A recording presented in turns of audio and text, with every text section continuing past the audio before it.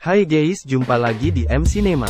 Kali ini M mau membahas alur cerita film panas body hit yang rilis pada tahun 1981. Judulnya aja body hit, dijamin pasti panas.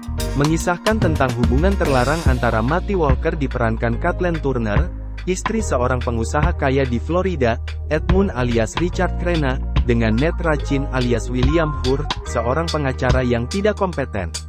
Mereka memulai sebuah perselingkuhan yang panas.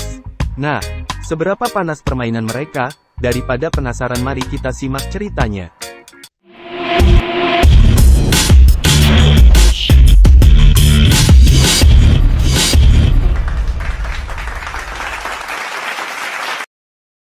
Di tengah teriknya musim panas yang tiada henti, dan udara terasa panas walaupun malam hari, Ned, seorang pengacara di Florida Selatan, yang tidak kompeten dan selalu merasa galau, melihat seorang cewek seksoi bergaun putih di sebuah pertunjukan musik. Kontan cewek itu menarik perhatian Ned dan secara naluriah mendekatinya.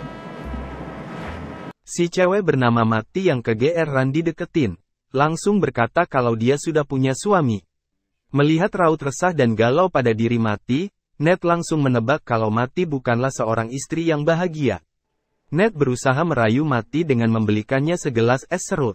Bahkan dengan nekat dan pedenya Ned mengajak Matty bermantap-mantap, walaupun sudah punya suami. Hal itu membuat Matty kaget dan menumpahkan esnya di dadanya.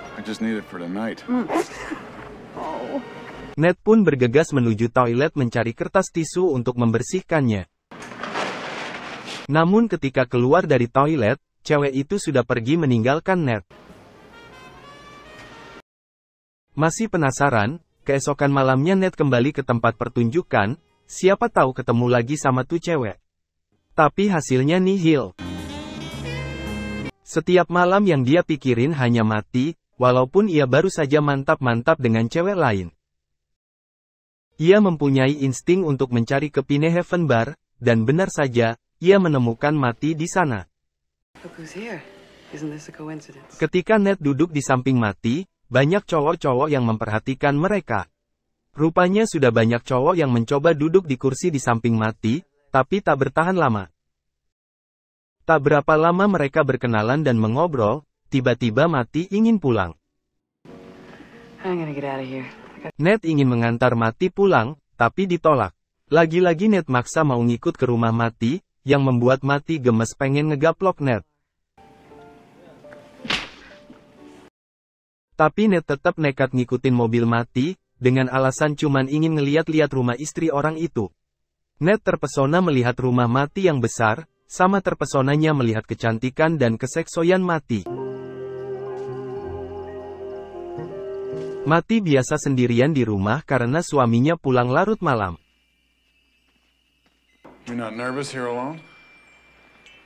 Di lantai atas, Ned berusaha menggoda Matty, tapi Matty mengusir Ned untuk segera pulang, kan katanya mau lihat-lihat aja. Ned berjalan dengan gontai menuju mobilnya. Tapi hasratnya berkata lain. Ia pun kembali ke pintu rumah dan melihat Matty masih berdiri di balik pintu itu. Pintu rumah dikunci, tapi Ned melihat Matty berusaha menahan rasa kebeletnya, hingga Ned memecahkan kaca jendela. Ned langsung menghampiri Matty, melumatnya, dan terjadilah hal-hal yang diinginkan kedua belah pihak. Singkat cerita, takut ketahuan pembantunya, Matty membersihkan tempat tidurnya dan meminta Ned untuk merahasiakan hal ini dari siapapun. Karena keenakan dan ketagihan mereka melakukannya berulang kali. Apalagi suami kaya Matty, bernama Edmund, selalu pergi untuk urusan bisnis selama seminggu. Suatu malam, Ned tiba di rumah Matty dan melihat Matty di gazebo dari belakang, dengan bercanda mengajaknya ML. Wanita itu sebenarnya adalah Mary Ann Simpson, teman SMA lama Matty yang secara fisik mirip dengannya, dan sedang singgah sebentar di kota. Ketika sedang indehoi di tepi pantai, Matty memberitahu Ned bahwa dia ingin bercerai, tetapi perjanjian pranikah hampir tidak menyisakan harta apa-apa baginya. Ketika Matty berharap agar suaminya cepat-cepat mati, Ned menyarankan untuk membunuhnya, agar Matty dapat mewarisi kekayaannya.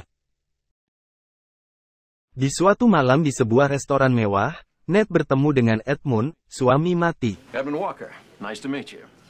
Ned diajak bergabung untuk makan malam bersama. And really, it's Mr. Racine's profession. No, that's all right. Duduk satu meja menjadikan makan malam yang canggung bagi Mati, hingga Mati meninggalkan mereka berdua. I'll be right back. Sepeninggal Mati, Edmund berkata kepada Ned, jika ada pria lain yang menggoda istrinya, maka dia akan membunuh pria itu dengan tangannya sendiri. Keesokan paginya, Ned kaget melihat Mati berada di dalam kantornya. Takut ketahuan karyawannya, Ned menutup kerai jendela ruangannya. Mumpung suaminya sudah pergi lagi pagi ini, Mati menemui Ned.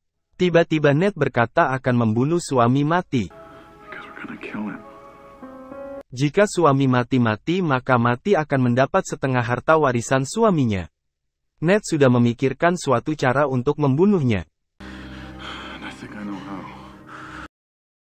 Mati merayu Ned untuk merubah surat wasiat yang sudah dibuat oleh pengacara Edmund di Miami, agar semua harta warisan bisa jatuh ke tangan Mati. Tapi Ned menolaknya. Ia tidak mau Mati menjadi serakah, dan itu juga memperbesar resiko mereka untuk ketahuan. Ned berkonsultasi dengan mantan kliennya, Teddy Lewis alias Mickey Rourke, seorang ahli bahan peledak, yang memberi Ned alat peledak kecil, meskipun dia menyarankan Ned untuk membatalkan rencananya yang gila itu. Malamnya, Ned mendatangi rumah Mati untuk membunuh suaminya. Mendengar suara mencurigakan di lantai bawah, Edmund turun ke bawah berbekal sebuah pistol. Setelah melalui pergumulan yang sengit, Ned berhasil memukul Edmund berkali-kali hingga tewas. Setelah membunuh Edmund, Ned dan Mati memindahkan tubuhnya ke gedung terbengkalai milik Edmund. Ned meledakkan bom agar tampak seolah-olah Edmund mati secara tidak sengaja. Segera setelah itu, pengacara Edmund menghubungi Ned tentang surat wasiat baru, yang menurut dugaan dibuat Edmund dan disaksikan oleh Mary Ann Simpson. Ternyata, surat wasiat baru itu tidak disiapkan dengan benar, membuatnya batal demi hukum. Hal ini menurut hukum di Florida, mengakibatkan Mati mewarisi seluruh kekayaan Edmund, sambil mencabut hak waris saudara perempuannya. My God. You mean it's all mine? Terlepas dari peringatan Ned sebelumnya untuk tidak melakukan perubahan wasiat apapun, Mati telah memalsukan surat wasiat baru itu, dan mengeksploitasi masalah malpraktik Ned di masa lalu. Mati sebenarnya sudah mengetahui bahwa surat wasiat baru itu akan dibatalkan dan meninggalkannya sebagai satu-satunya ahli waris. Ned tahu polisi akan menganggap surat wasiat baru itu mencurigakan. Dua teman Ned, asisten wakil jaksa Peter Lowenstein dan detektif polisi Oscar Grace, menduga Ned mungkin terlibat dalam kematian Edmund. Banyak bukti yang mengarah pada Ned. Bukti kacamata Edmund yang hilang, yang seharusnya selalu dia pakai, terlihat seperti ia dibunuh di tempat lain, lalu dibawa dengan mobilnya sendiri.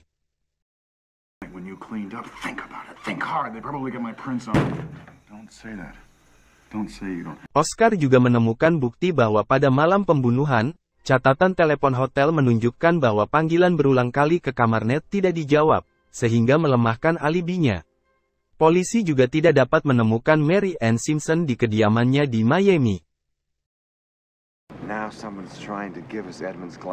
Ned semakin gugup atas semakin banyaknya bukti, dan mempertanyakan kesetiaan Mati. Ned bertemu dengan seorang kenalan pengacara yang mengatakan bahwa dia pernah merekomendasikan Ned kepada Mati Walker.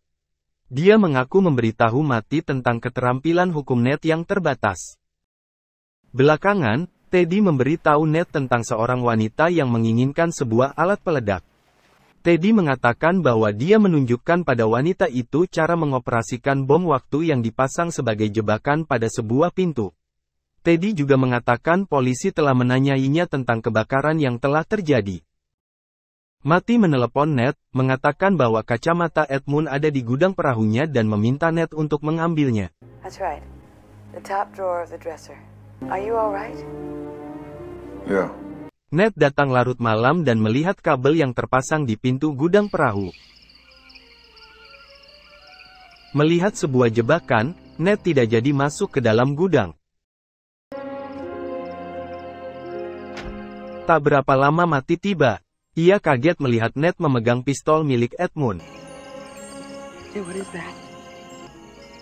I think you know. No, I swear I don't. Mati berusaha meyakinkan Ned kalau ia benar-benar mencintainya.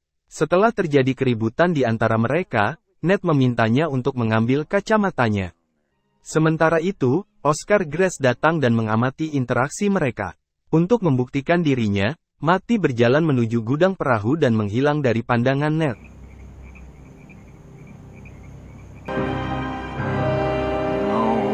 Gudang perahu kemudian meledak. Mayat yang ditemukan di dalam gudang, diidentifikasi sebagai Mati Walker. Ned akhirnya ditangkap dan dipenjara.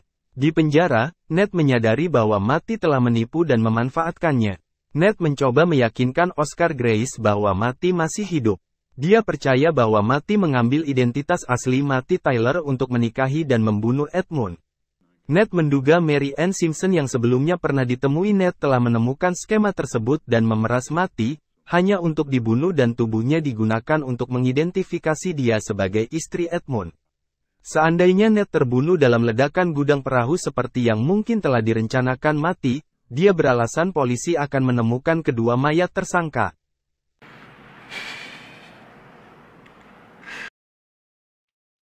Di penjara, Ned mendapatkan salinan buku tahunan sekolah menengah Mati. Di dalamnya ada foto Mary Ann Simpson dan Mati Tyler, yang membenarkan kecurigaannya, bahwa Mary Ann mengambil identitas Mati Walker. Di bawah foto Mary Ann, ada julukan The Fame dan Ambition, ambisi untuk menjadi kaya dan tinggal di negeri yang eksotis. Di adegan terakhir, Mary Ann Simpson yang asli alias Mati, terlihat sedang bersantai di sebuah pantai tropis.